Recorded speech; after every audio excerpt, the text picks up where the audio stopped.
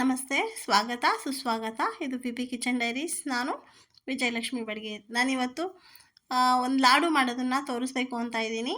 ಇದಕ್ಕೆ 2 kg ಬೆಲ್ಲನ ಜಜ್ಜಿ ಪುಡಿ ಮಾಡಿ ಬೆಲ್ಲ ಮುಳುಗೋಷ್ಟು ನೀರು ಹಾಕಿ ಪಾಕಕ್ಕೆ ಇಟ್ಬಿಟ್ಟಿದ್ದೀನಿ. ಇದು ಸಪ್ಪೆ ಸೇವು. ಸಪ್ಪೆ ಸೇವು ಅಂದರೆ ಉಂಡೆ ಮಾಡೋದಕ್ಕೆ ಅಂತಲೇ ಸಪ್ಪೆ ಸೇವು ಸಿಗುತ್ತೆ. ಇದಕ್ಕೆ ಉಪ್ಪು ಖಾರ ಏನೂ ಇರೋದಿಲ್ಲ. ಸಪ್ಪೆ ಸೇವು ಅಂದರೆ ಲಾಡುಗೋಸ್ಕರನೇ ಇರೋದಿದು. ಹಾಗಾಗಿ ಇದನ್ನು ಇವತ್ತು ಅರ್ಧ kg ಅಷ್ಟು ಮಾತ್ರ ತೊಗೊಂಡಿದ್ದೀನಿ. ಬೆಲ್ಲ ಮಾತ್ರ 2 kg ಹಾಕಿ ಅಂತಲ್ಲ, ಬೇರೆ ಬೇರೆ ಲಾಡು ಮಾಡೋದಿದೆ, ಅದಕ್ಕೋಸ್ಕರ ಜಾಸ್ತಿ ಇಟ್ಟಿದ್ದೀನಿ. ಇವಾಗ ನೋಡಿ, ಮತ್ತು ಏಲಕ್ಕಿ ಲವಂಗನ ಮಿಕ್ಸಿ ಮಾಡ್ಕೋಬೇಕು. ಅದಕ್ಕೆ ನಾವು 1-2 ಸ್ಪೂನ್ ಸಕ್ಕರೆ ಮತ್ತು ಒಂದು ಸ್ವಲ್ಪ ಒಣಗಿರೋ ಕಾಯಿ ತುರಿ ಇದಿಷ್ಟು ಹಾಕ್ಕೊಂಡು ನಾವು ಮಿಕ್ಸಿ ಮಾಡ್ಕೋಬೇಕು. ಅಂದ್ರೇ ಏಲಕ್ಕಿ ಲವಂಗ ಎಲ್ಲ ಚೆನ್ನಾಗಿ ಪೌಡ್ರ್ ಆಗುತ್ತೆ. ಅದಕ್ಕೋಸ್ಕರ ಅಷ್ಟೇ. ಈ ಥರ ಮಾಡಿ ಮನೇಲಿ ಯಾವಾಗಲೂ ಇಟ್ಕೊಳ್ಳೋದ್ರಿಂದ ನಾವು ಏನೇ ಸ್ವೀಟ್ ಮಾಡಿದ್ರು ಕೂಡ ಅದಕ್ಕೂ ಹಾಕ್ಕೊಂಡು ಮಾಡ್ಕೋಬೇಕಾಗುತ್ತೆ, ಚೆನ್ನಾಗಾಗುತ್ತೆ. ಪದೇ ಪದೇ ಪೌಡ್ರ್ ಮಾಡ್ಕೊಳ್ಳೋದಕ್ಕಿಂತ ಈ ಥರ ಮಾಡಿ ಇಟ್ಕೋಬೋದು. ಇವಾಗ ನೋಡಿ, ಪಾಕ ರೆಡಿ ಆಯಿತು. ಬಂದಿದೆಯಾ ಪಾಕ ಅಂತ ನೋಡೋದಕ್ಕೆ ಒಂದು ಪ್ಲೇಟಲ್ಲಿ ನೀರು ಹಾಕಿ ಈ ಥರ ಚೆಕ್ ಮಾಡ್ಕೋಬೇಕು. ಇದು ನಾವು ಹಿಂಗೆ ಕೈಯಿಂದ ಎಲ್ಲ ಆ ಕಡೆ ಈ ಕಡೆ ಸರಿಸ್ಕೊಂಬಿಟ್ರೆ ಗುಳ್ಳೆ ಥರ ಆಗಬೇಕು. ಇದು ಅದಾಗಲಿಲ್ಲ, ನೀರಲ್ಲಿ ಹರಡ್ಕೊಂಡ್ಬಿಡ್ತು ಅಂದರೆ ಪಾಕ ಬಂದಿಲ್ಲ ಅಂತಲೇ ಲೆಕ್ಕ. ಇವಾಗ ನಾವು ಈ ಥರ ಮಾಡೋವಾಗ ಈ ಥರ ಗುಳ್ಳೆ ಥರ ಬಂದರೆ ಪಾಕ ರೆಡಿಯಾಗಿದೆ ಅಂತ ಅರ್ಥ. ನೋಡಿ, ಇವಾಗ ಇದು ಪಾಕ ರೆಡಿಯಾಗಿದೆ. ನಾವು ಲಾಡುಗೆ ಇವಾಗ ಪಾಕ ಸರಿ ಆಯಿತು.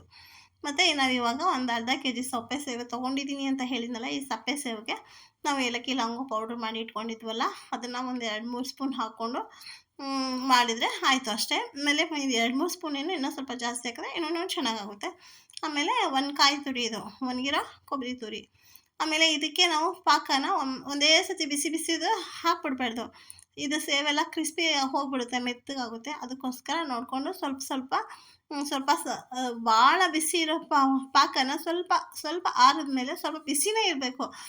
ಅಂದರೆ ತುಂಬ ಕುದಿಯೋ ಪಾಕ ಹಾಕಬಾರ್ದು. ಆ ಥರ ನೋಡ್ಕೊಂಡು ಸ್ವಲ್ಪ ಲೈಟ್ ಬಿಸಿ ಇದ್ದಂಗೆ ಇದನ್ನ ಹಾಕಿ ಬೇಗ ಕಟ್ಟಬೇಕು. ಅದು ಇನ್ನೂ ಸ್ವಲ್ಪ ನಮ್ಮ ಕೈ ಬಿಸಿ ಇರಬೇಕು, ಆವಾಗಲೇ ಕಟ್ಟಕ್ಕೆ ಸ್ಟಾರ್ಟ್ ಮಾಡಬೇಕಾಗುತ್ತೆ. ಮತ್ತು ನೋಡಿ, ಪಿ ಕಿಚನ್ ಡೈರೀಸ್ ಯಾರೆಲ್ಲ ನೋಡ್ತಾ ಇದ್ದೀರೋ ಮರೀದೇನೆ ಸಬ್ಸ್ಕ್ರೈಬ್ ಮಾಡಿ. ಮತ್ತು ನಾವು ಹೇಗೆ ಮಾಡ್ತಾಯಿದ್ದೀವಿ, ಏನು ಮಾಡ್ತಾಯಿದ್ದೀವಿ, ಮತ್ತು ನಮ್ಮ ಮಾಡ್ತಾ ಇರೋದು ನಮ್ಮ ವೀಡಿಯೋಗಳು ಹೇಗೆ ಬರ್ತಾಯಿದೆ ಅಂತ ನಮ್ಗೆ ಗೊತ್ತಾಗಬೇಕು ಅಂದರೆ ನೀವು ಕಮೆಂಟ್ ಮಾಡಿದ್ರೆ ಅಲ್ವಾ ನಮಗೆ ಗೊತ್ತಾಗೋದು. ಅದಕ್ಕೋಸ್ಕರ ಕಮೆಂಟ್ ಮಾಡಿ ಅಂತ ಹೇಳೋಕ್ಕೆ ಇಷ್ಟಪಡ್ತೀನಿ. ಮತ್ತು ಇಲ್ಲಿ ನೋಡಿ, ಇವಾಗ ನಾನು ಹುರ್ಗಡ್ಲೆ ಹಿಟ್ಟು ಹಾಕ್ಕೊಂಡಿದ್ದೀನಿ. ಏನು ಹಿಟ್ಟು? ಹುರ್ಗಡ್ಲೆ ಹಿಟ್ಟು ಹಾಕ್ಕೊಂಡಿದ್ದೀನಿ. ಹುರ್ಗಡ್ಲೆ ಹಿಟ್ಟು ನಾನಿಲ್ಲಿ ಅರ್ಧ kg ಸಪ್ಪೆ ಸೇವು ತೊಗೊಂಡ್ರೆ ಒಂದು 100 ಗ್ರಾಮ್ ಅಷ್ಟು ಮಾತ್ರ ನಾನು ಹುರ್ಗಡ್ಲೆ ಹಿಟ್ಟು, ಬೇಡ 150 ಗ್ರಾಮ್ ಇಷ್ಟೇ. ನಾವು ಇವಾಗ ಇಲ್ಲಪ್ಪ ನಾವು ಇನ್ನೂ ಜಾಸ್ತಿನೇ ಹಾಕ್ಕೋಬೇಕಲ್ಲ, ನಮ್ಗೆ ಲಾಡು ಜಾಸ್ತಿ ಆಗಬೇಕು ಅಂದರೆ 1/4 kgನೂ ಹಾಕ್ಕೋಬೋದು. ಆದರೆ ಟೇಸ್ಟ್ ಆಗೋಲ್ಲ. ಹಿಟ್ಟು ನಾವು ಎಷ್ಟು ಕಮ್ಮಿ ಅದಕ್ಕೆ ಕವರ್ ಆಗೋದಕ್ಕೋಸ್ಕರ ಅಷ್ಟೇ, ಬೆಲ್ಲ ಸೇವು ಎಲ್ಲ ಹಿಡ್ಕೋಬೇಕು ಅಂತ ಸ್ವಲ್ಪ ಹಿಟ್ಟು ಹಾಕಬೇಕು ಅಷ್ಟೇ. ನಾವು ಹಿಟ್ಟೇ ಜಾಸ್ತಿ ಹಾಕ್ಬಿಟ್ರೆ ಅಷ್ಟು ಟೇಸ್ಟ್ ಆಗೋಲ್ಲ. ನಾನಿಲ್ಲಿ 1 ಸ್ಪೂನ್ ಅಷ್ಟೇ ತುಪ್ಪ ಹಾಕ್ಕೊಂಡಿರೋದು. ನಾವು ಒಂದು 2-3 ಸ್ಪೂನ್ ಹಾಕ್ಕೊತೀನಿ ಅಂದ್ರೂ ಏನೂ ತೊಂದರೆ ಇಲ್ಲ, ಇನ್ನೂ ಚೆನ್ನಾಗಾಗುತ್ತೆ. ಇವಾಗ 1 ಸ್ಪೂನ್ ಸಾಕು ಅಂತ ನಾವು ಹಾಕ್ಕೊಂಡಿದ್ದೀನಿ. ಬೇಡ ನಂಗೆ ತುಪ್ಪ ಹಾಕೋದೇ ಬೇಡ, ಹಾಗೆ ಮಾಡ್ಕೊತೀನಿ ಅಂದರೆ ಹಾಗೆ ಕೂಡ ಮಾಡ್ಕೋಬೋದು, ಏನು ಚೆನ್ನಾಗೇ ಇರುತ್ತೆ. ಆದರೆ ಸ್ವಲ್ಪ ತುಪ್ಪ ಹಾಕಿದ್ರೆ ಟೇಸ್ಟ್ ಆಗುತ್ತೆ ಅಷ್ಟೇ, ಇನ್ನೇನೂ ಇಲ್ಲ. ಇಷ್ಟು ಹಾಕ್ಕೊಂಡು ಸ್ವಲ್ಪ ಲಾಡುದೆಲ್ಲ ಬಿಸಿ ಇರುತ್ತೆ ಅಲ್ವಾ, ಇನ್ನೂ ಕೈಗೆ ನಾವು ಬಿಸಿ ಬರಬೇಕು, ಬಿಸಿ ಇರಬೇಕು. ಆವಾಗಲೇ ಬೇಗ ನಮಗೆ ದೊಡ್ಡದೋ ಚಿಕ್ಕದೋ ನಮಗೆ ಯಾವ ಸೈಜ್ ಬೇಕೋ ಆ ಸೈಜಲ್ಲಿ ಲಾಡು ಮಾಡ್ಕೋಬೇಕಾಗುತ್ತೆ ಅಷ್ಟೇ. ಇಷ್ಟೇ ಮಾಡಿ ಇಟ್ಬಿಡೋದು. ಇದರಲ್ಲಿ ಯಾವುದೇ ಲಾಡು ಮಾಡಲಿ ಸ್ವಲ್ಪ ಪಾಕ ಮಾತ್ರ ನೀಟಾಗಿ ಎಳೆ ಪಾಕಕ್ಕಿಂತ ಗಟ್ಟಿ ಆಗಬೇಕು. ತುಂಬ ಎಳೆ ಪಾಕ ಮಾಡ್ಕೊಂಬಿಟ್ರೆ ಬೇಗ ಲಾಡು ಗಟ್ಟಿಯಾಗಲ್ಲ, ಸ್ವಲ್ಪ ಮೆತ್ತಗಾಗುತ್ತೆ. ಹಾಗಾಗಿ ಎಳೆ ಪಾಕನೂ ಇಲ್ಲ, ಗಟ್ಟಿ ಪಾಕನೂ ಇಲ್ಲ, ಅದನ್ನ ನೋಡಿಕೊಂಡು ಗುಳ್ಳೆ ಬರೋ ಥರ ನೋಡಿಕೊಂಡು ಮಾಡಬೇಕು. ತುಂಬ ಈಸಿ ಆಗುತ್ತೆ. ಮತ್ತು ಈ ಸಪ್ಪೆ ಸೇವ್ದು ಮಕ್ಕಳಿಗೆ, ದೊಡ್ಡವ್ರಿಗೆ ಎಲ್ರಿಗೂ ಒಂಥರ ಹೊಸ ಟೇಸ್ಟ್ ಅನಿಸುತ್ತೆ. ಸೇವ್ ಕ್ರಿಸ್ಪಿ ಇರುತ್ತೆ ಬಾಯಲ್ಲಿ ಹಾಕ್ಕೊಂಡಾಗ.